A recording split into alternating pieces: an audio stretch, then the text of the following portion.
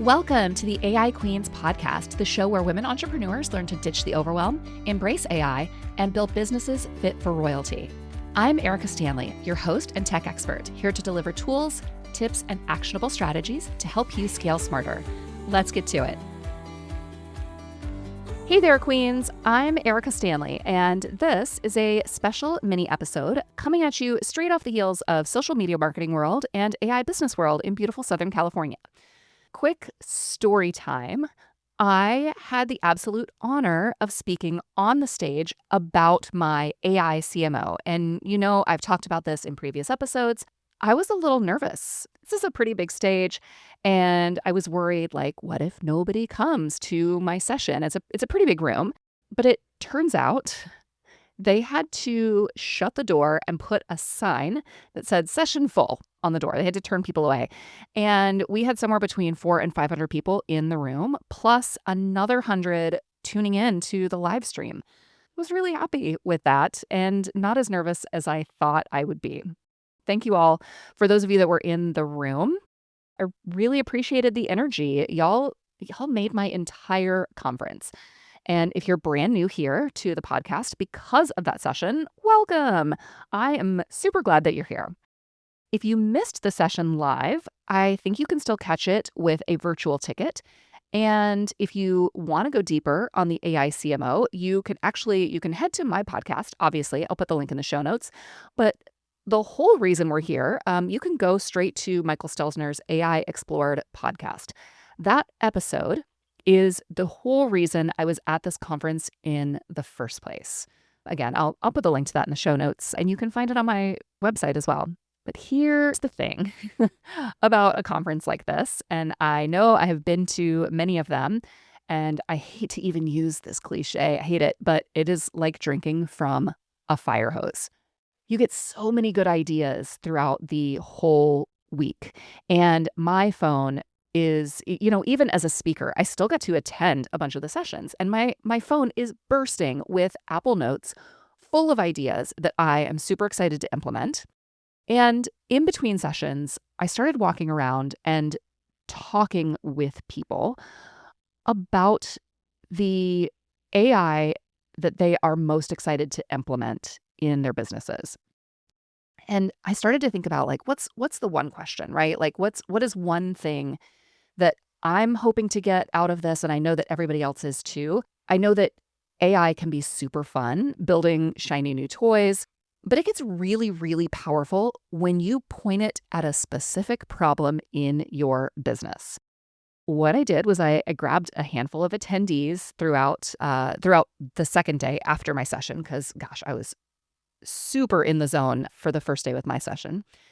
But I was talking to people and asking, what is the problem that you are most excited to solve with AI once you get back to work next week? Queens, talking to some of these amazing women, the answers were just so good. I'm going to share just 4 or 5 of these mini interviews with you today. Plus, we have a bonus round. I also got to bring my fabulous friend and colleague, Rhiannon Frans, with me as my +1 for the week. I will tell you that having a friendly face at this conference, highly recommended. If you are speaking somewhere and feeling a little intimidated, having someone there who can be a huge cheerleader for you is just, it's second to none.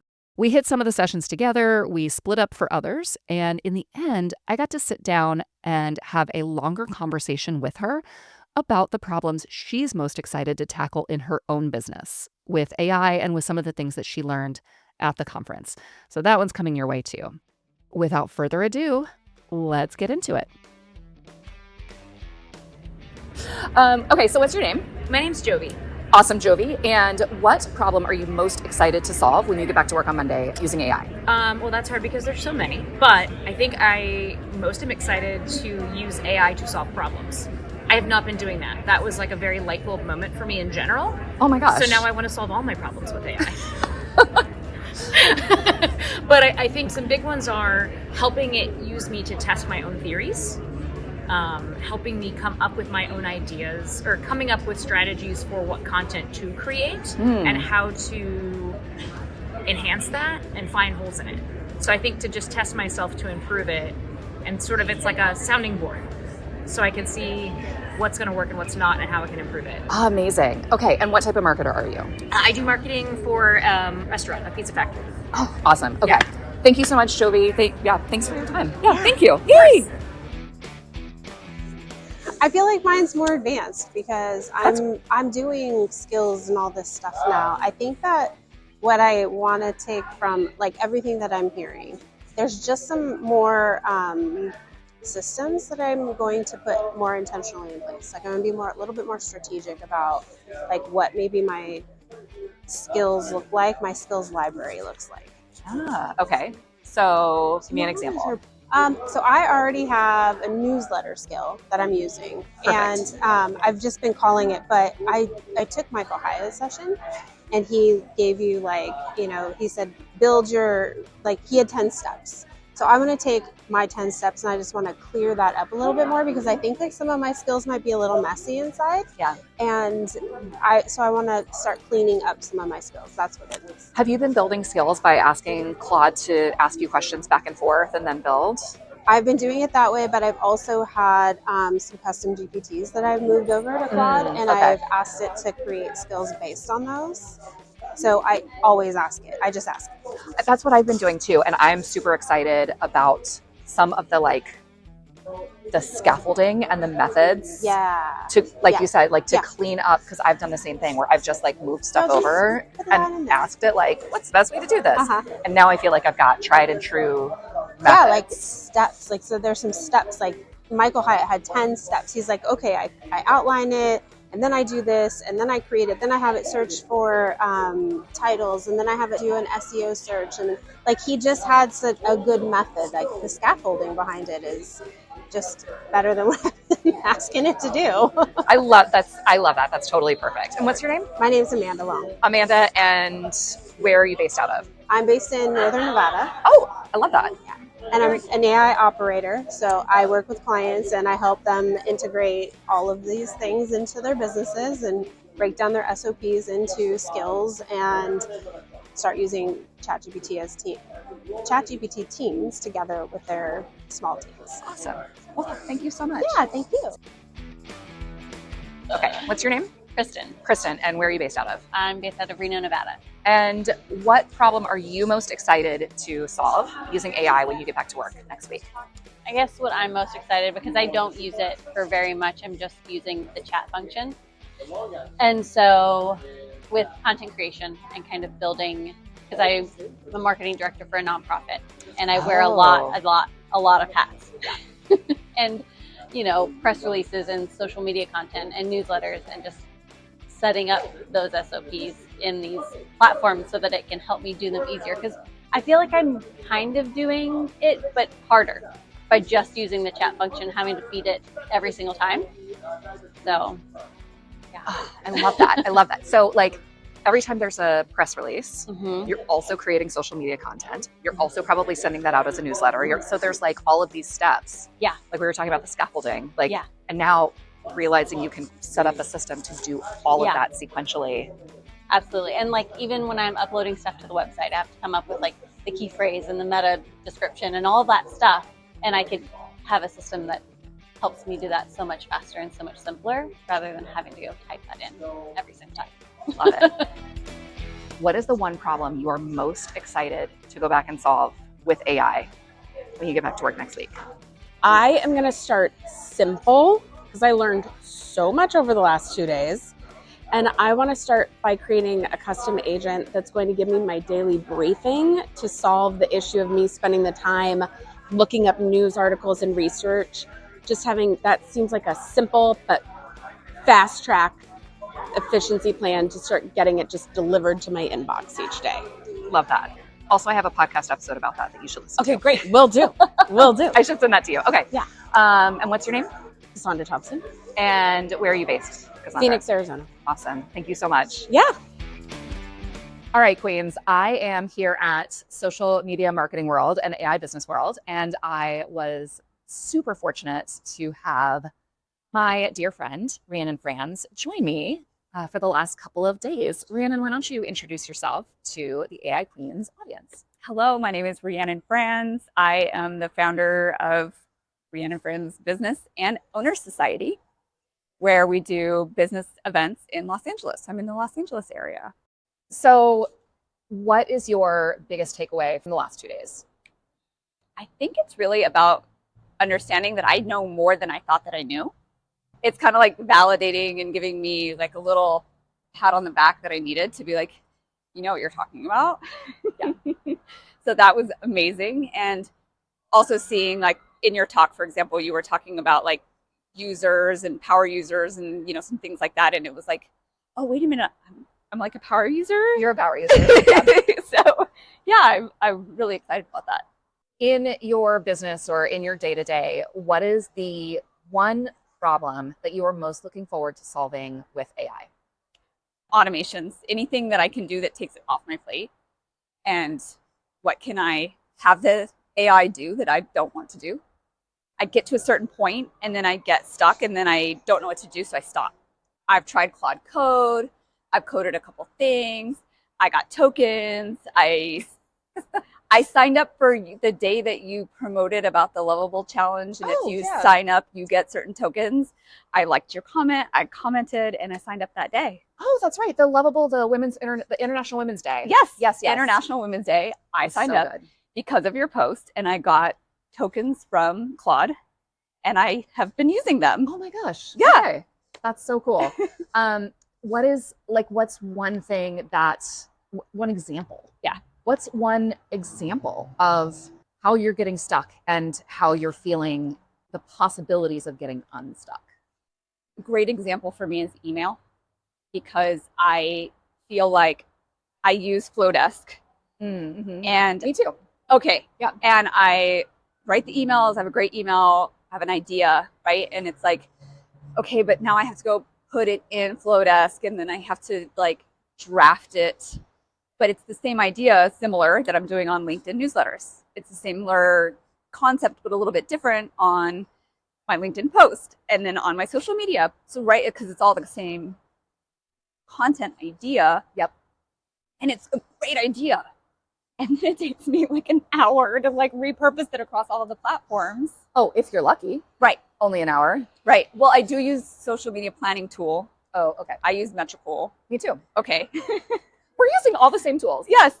And so that saves me time. Right. And I'm a big believer that as a small business solopreneur, I don't have time to create custom content for every single platform. Totally agree. And that's made for the Gary V's who have teams. That's not made for me. Yeah. So I just need to be getting content. And so I like give myself a little like reprieve on it. But if I'm spending the time to schedule the post on Metricool, schedule the draft in Flowdesk, schedule the LinkedIn newsletter post, it's that time. And so what I'm understanding about agents is that I can have it draft for me. That would be amazing. Yeah. Along those same lines, I am really looking forward to implementing co-work for more things. For example, the Flowdesk example you're talking about. Yeah. I already have a workflow where I have a podcast episode, the transcript gets uploaded into Claude, and it creates all of the different types of content for me. And I was at Kinsey Soderbergh's session today, and she was talking about the hellscape that is the copy paste. Yeah. Copy paste. You copy it out of this and you paste it into that. Then you copy from here and then you paste it over there. And I am really looking forward to connecting that workflow through Claude Cowork and seeing if it will actually go into Flowdesk and set up the email for me. The email, figure out which of my audience segments is the most appropriate for this particular content, the subject line, the preview text, and then just sending me a test and having that be my trigger of, oh, I just got this test. That means I need to go in and double check all the links and make sure everything looks good. And then all I have to do is go into Flowdesk and hit send. That sounds like a dream. Right? Yes. Yes. I want that. I'm super excited to spend a couple of days when I get back going through some of the workflows where I've taken AI to a certain point but I've still got manual repetitive things that I do to make that happen. And I want to see what can I shorten with AI. Yes, things that I would shorten that I would do for clients. I just have not had the time or the mental capacity to do it myself. Yes. I have scheduled a week when I get back from this conference of no client work so that I have the opportunity to take some of the things that I've learned this week and try to implement them myself. Absolutely. I love being in the room with people who are so smart and the absolute best experts at what they do. Yes. And just soaking in all of that energy. I agree. And even down to the feeling of, I think a lot of us who own our own businesses, solopreneurs, we don't have a lot of community. That's something that you and I were talking a lot about, that feeling like these rooms felt like a community of people being like, oh, hey, you know this. Oh, hey, I know that. Let's connect. And this opportunity to build community of us is beautiful. It's been so good. And I think the other big takeaway that I have from this conference is that as a solopreneur, as a business owner, I have so much more autonomy than I realized. The people that I talk to who are in agencies or who are in marketing departments at bigger companies, they are so many steps behind where I'm at, not because they're lacking the capability, but they are lacking the autonomy to go out and try new things, to just play. Their bosses paid all this money to send them here to this conference, and then they're all going to come back into work on Monday and have to get back to their normal jobs. And they are not going to have the time and the autonomy to dig in the way that you and I are. Yes. And be able to tinker and implement some of these things. So it just makes me incredibly grateful. I know most of my audience, they're also entrepreneurs, small business owners. Yeah. Y'all, we are so lucky that we have that autonomy and that we have this community. I totally agree. I will add that the corporate side, I think that there is this opportunity to dig into be creating these agents to help you do your job. Oh gosh. Yes. And yes. I think this is that advent of opportunity where people who are efficient in that are going to be the staying power, are going to be the ones that stay. My husband works in corporate. He's in IT or tech field where they're very encouraging of using tokens and, using Claude for, the coding and the back end of things. But he also gets frustrated where he's like, but who's actually the doers? Who's actually doing? So he's spending work week doing, and then on weekends, it's kind of like, okay, I'm going to go, now I get to tinker a little bit. But it is taking that time. And he's got to do it on weekends. That's right. One of the best conversations I've had was at the speaker party. So talking to another AI expert, and we were talking about the difference between tasks and jobs. And how when you get hired to do a job, when you get hired as a social media manager, as a content creator, you aren't hired because of your ability to efficiently upload data to a CRM. That is not why they hired you. Right. But you still have to do those things. And so I think that one of the things that I have been so excited to see people realize this week as I'm talking to them, it's like, oh, I can offload the menial task, the bullshit things from my job that I have to do, but really don't want to do or don't enjoy doing. I can offload that stuff, which frees up more time for me to do things, not just the things that light me up, but the things that I'm really good at and that I was hired to do, but I don't necessarily have the opportunity to shine all the time because I'm weighed down by the admin stuff. Yes. And so that has been such a cool conversation that I've had with multiple people where there's just that light bulb, it's not just chatting back and forth in ChatGPT. I can actually use it to offload some of these things. Absolutely. So super exciting. I agree. I think the other sentiment that I've kind of picked up on because you and I have been in different sessions. Yes. It's just so awesome. Yes. It's also kind of this understanding that we all sort of also feel a little bit of shiny object. Oh yeah. Where it's kind of oh, let me go learn this. I just want to go figure this out and spend all this time, and then, you know, it's not that it's a failure, it's that it didn't get you what you wanted and you spent all this time. And so how do you, right, all of us are figuring that out, like budgeting the time for the learning process and the figuring it out as a human brain of how to make it work. And then also like, oh, but I could do that, I could do that, I could do that. You have to do the job and you have to take the time to learn it and budget that time. And so how do you figure that out is I think a lot of, I don't know, that's a big component of it. So what you were just saying about having the autonomy as business owners, we have this opportunity to do that. Yeah. So Rhiannon, if people want to connect with you, how can they do that? Where can they find you? So Rhiannon Frans on Instagram, Rhiannon Frans on TikTok, Rhiannon Frans online. And I've been really leaning into my personal brand. Okay. As this is it. This is what I know how to do. Awesome. And we will put all of that in the show notes so you can connect with Rhiannon through there. And you're primarily on LinkedIn. Is that correct? Like that's kind of your You know what's interesting is YouTube is popping for me. Really? Yes. Okay. Yes. I am seeing so much growth and time spent on my YouTube videos, which are YouTube shorts. Okay. And so I'm going to be like, I'm reading the data. So Michelle Gifford spoke earlier. Yes. And I went to that session. And one of the things she really talked about, which I loved, was like, you read the data and it's not about you. You don't need to take it personal. Yes. When something doesn't work or doesn't work, works. And the data's telling me to be on YouTube.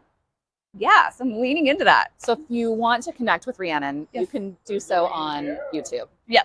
Awesome. All right, Queens, that's a wrap on this mini episode straight from the Anaheim Afterglow.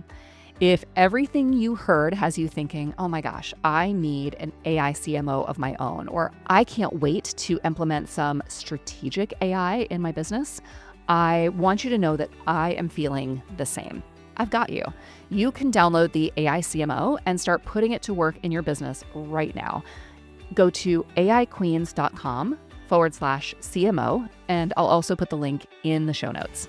If you'd rather skip the DIY route and have someone implement and build out a custom AI CMO for you that actually knows your brand inside and out and knows your business and your goals and everything that we talked about in that session, that's the work I live for. That's what I absolutely love to do.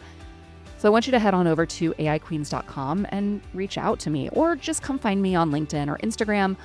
All of those links are waiting for you in the show notes. There's a million ways to reach out to me, and I will get back to you. Until next time, keep reigning with AI. Thanks for listening to the AI Queens podcast. If you loved today's episode, don't forget to subscribe, leave a review, and share it with a fellow queen who needs to hear this. Want more tools and tips? Join the AI Queens Society over at aiqueens.com and start ruling your business with confidence today. Until next time, stay bold, stay curious, and keep reigning with AI.